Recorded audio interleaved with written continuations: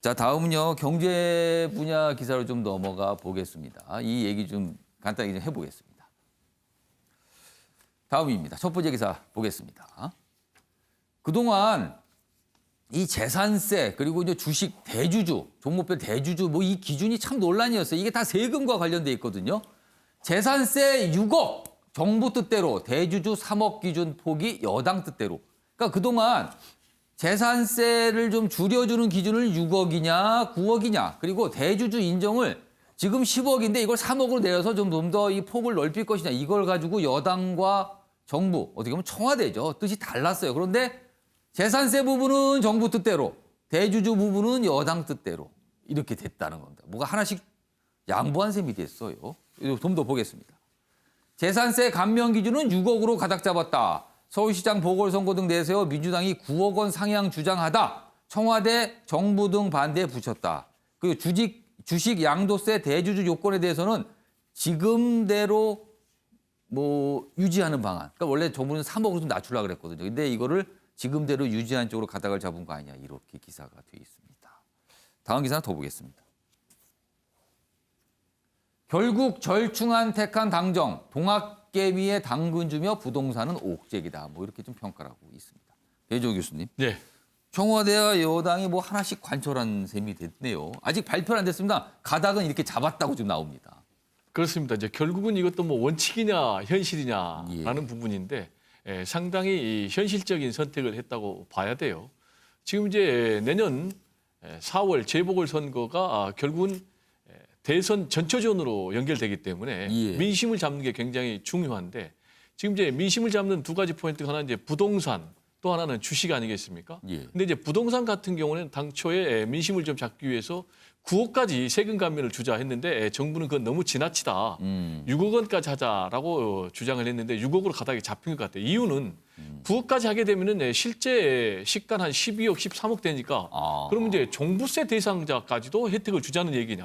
그 정도 대상자까지 하는 게 이게 이렇게 배려하는 게 맞는 것인가라는 거죠. 그럼 이제 조세 형평의 원칙에 너무 어긋난다라는 문제가 제기되기 때문에 세금 감면도 해주면서 나름대로 원칙을 좀 지키려는 그런 절충안으로 해석이 되고요.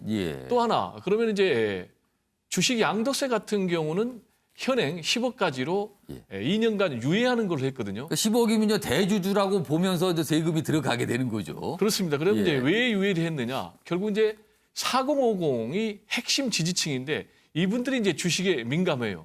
만약에 이걸 강화하게 되면은 계속해서 매도를 하게 되니까 연말에 대규모 매도세가 일어나면은 주식 시장이 출렁거리면서 주가가 빠지고 주가가 빠지면은 4050 입장에서는 반발이 되니까 이 부분은 이제 이렇게 절충을 한 것 같은데 결국 이제 중요한 것이 원칙도 지키면서 현실도 해야 되는 이 어려운 문제가 앞으로도 계속되지 않을까. 지난번에 이번에 이제 당규를 개정을 한 문제도 역시 같은 맥락이 아닌가 이렇게 분석이 됩니다. 자, 매일경제기사 다시 보겠습니다. 그래서 동학개미, 그러니까 주식 투자하는 개미 투자자들한테는 당근을 줬다. 그리고 근데 부동산은 원래 9억에서 9억까지 얘기 나왔지만 6억으로 하니까 이거는 옥죄기가 계속되고 있는 거다. 이렇게 평가가 됐군요. 그런데요, 남는 문제가 좀 있어요. 여기 보시면 이 대주주 양도세 기준 3억 원 강화 이거 별로 없었던 일이 되고 기존대로 10억으로 유지한다는 건데 그래서 연말에 이제 막 주식이 많이 나와서 이게 매도 폭탄 리스크는 줄어들 듯하다. 이 부분은 이렇게 갑니다. 그런데 재산세는 정부 주장 따랐지만 아무튼 좀 줄여주는 계층이 생기는 거잖아요. 그러면 기초단체장들 세금이 줄어든 겁니다. 부족해지죠, 돈이. 그래서 반발이 있을 수 있다. 이 부분은 또 지적이 돼 있고요. 그리고 갈팡질팡한 거 아니냐 또 이런 지적까지 나온 거예요. 그럼 이러려고 여태 그렇게 또 시간 끌고 논의를 한 거냐. 국민들은 또 혼란스럽다. 또 이런 지적이 나오고 있습니다. 장혜찬 평론가 한 30초 남았는데 짧게 어떻게 보셨는지 얘기 좀 해주시죠. 제가 봤을 때는 이 주식 대주주 기준을 유예한 것보다요. 재산세 사실 감면을 안 해주는 것. 그러니까 민주당에서 9억까지를 요구했는데 이 6억 선에 정부 주장을 수용한 것이 다가오는 서울시장 선거에서 꽤 적지 않은 영향을 미칠 가능성이 있겠다.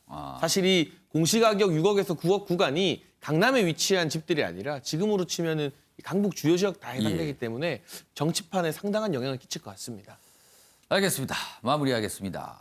트럼프냐 바이든이냐 결정의 시간이 오고 있습니다. 우리 시간으로 오늘 오후 미국 대선 투표가 시작이 되는데요. 내일 아침에 매일경제에서는 전 세계 이목이 집중된 미국 대선 상황 자세히 전해드릴 예정입니다. 시청해주신 여러분 고맙습니다.